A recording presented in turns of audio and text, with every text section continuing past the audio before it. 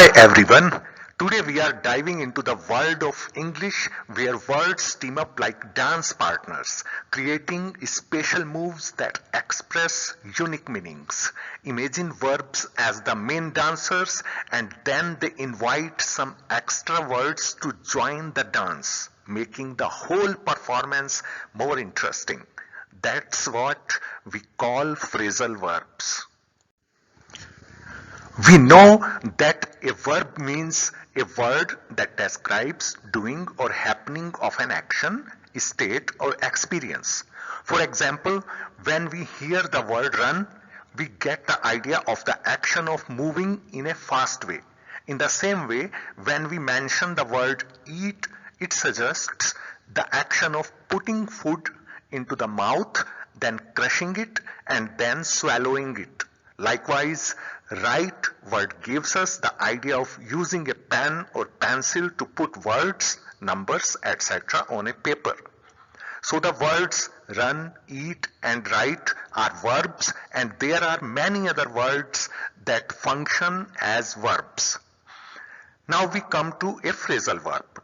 We know the verb go means to move from one place to another.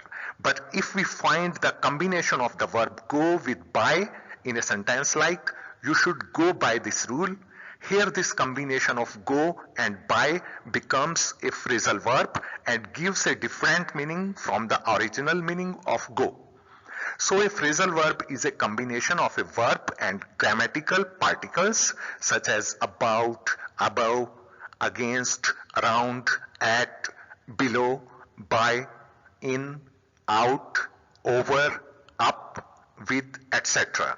These grammatical particles are categorized into adverbial and prepositional particles.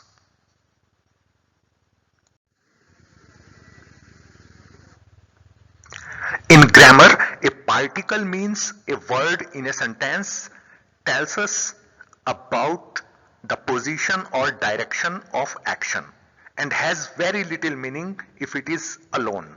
In grammar, these particles are called adverbs and prepositions. For example, back, about, above, after, around, behind, below, by, in, into, on, over, up, with, without, etc. So now you can understand that if such a particle is combined with a verb, that combination is called a phrasal verb. And most importantly, the meaning of this combination becomes different from that verb or that particle if used alone. So as we have told earlier, phrasal verbs are like word teams. They are made up of a main verb and one or more little words such as prepositions or adverbs that join the dance. Together, they create a special meaning that might not be obvious by looking at each word separately. For example, look forward to means to be very excited about something in the future. Here are some of the most commonly used phrasal verbs with their meanings and examples. Phrasal verb number 1, abide by a law, rule, agreement. It means to accept a law and act as it says. Example, you must abide by the decision. Phrasal verb number 2, ask after a person. It means to ask for information about his or her health. Its example is, he asked after her aunt. Phrasal verb number 3, aspire to a high position. It means to have a strong ambition to achieve that position. Its example is, he has always aspired to great goals. Phrasal verb number 4, atone for a wrong thing. It means to show that you are sorry for that wrong thing. Its example is, he atoned for his angry words with a smile of regret. Phrasal verb number 5, bring up. It means to take care of a child and help the child to grow up. Example, she brought up the son of her servant.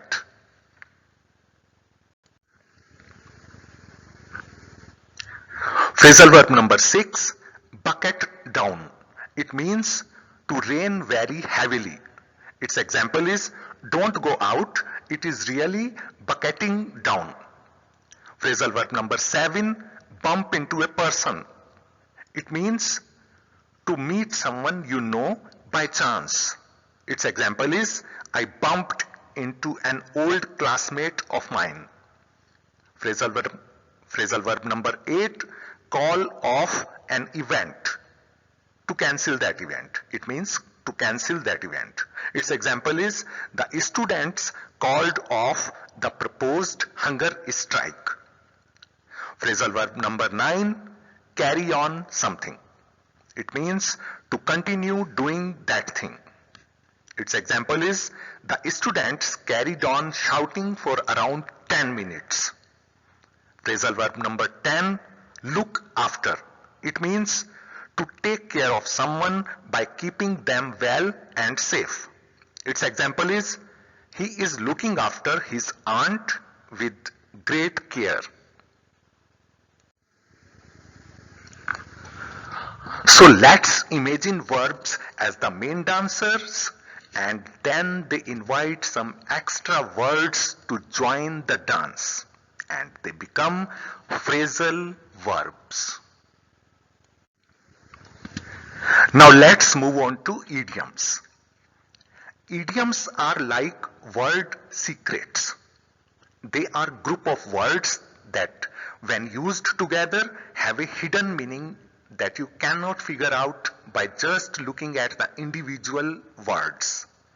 Idioms add spice to our language and make it more fun. Let's consider an example. As clean as a whistle. If we say a person is as clean as a whistle, it does not mean that we are comparing his cleanliness with that of a whistle.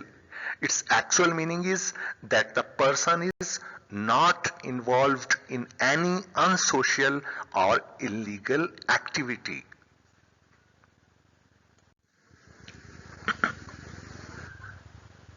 Let's discuss some idioms. Idiom number 1, alive with. It means having a large number of moving things or animals. Its example is, don't go there, that area is alive with dogs. Idiom number 2, anybody who is anybody. It means all the important and famous people. Its example is, anybody who is anybody is talking about the latest technological developments. Idiom number 3, backing and filling. It means delaying or unnecessarily thinking a lot about something. Its example is, after a lot of backing and filling, he at last accepted the proposal. Idiom number 4, to be at a person's beck and call. It means to be always ready to do what someone asks.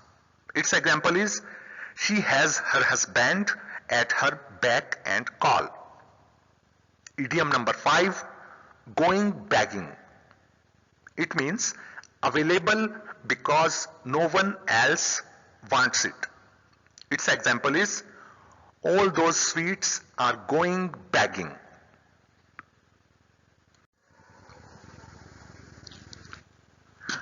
Idiom number 6, in black and white. It means written down. Its example is, we have all the information in black and white. Idiom number 7, across the board. It means happening or existing in every part or area. Its example is, the rules will be applied across the board.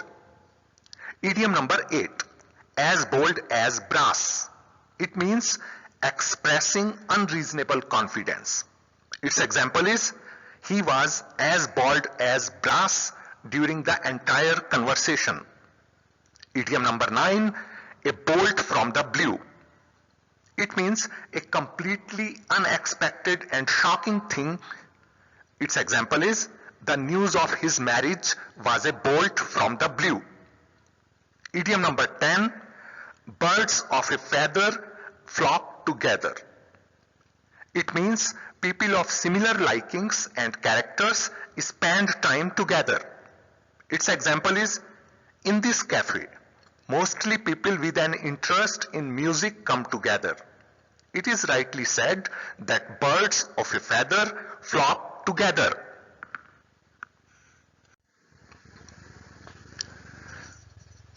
Dear fantastic audience, thank you for joining today's discussion on phrasal verbs and idioms.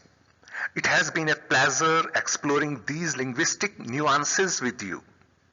As we bid farewell, I want to express my gratitude to you for your active participation. Remember, our journey into the world of language is far from over. In upcoming episodes, we will delve into even more commonly used phrasal verbs and idioms. To stay updated, make sure to subscribe to my channel and keep tuning in regularly. Your continued support means the world to me, and I look forward to our future language adventures together. Until next time, take care and happy learning.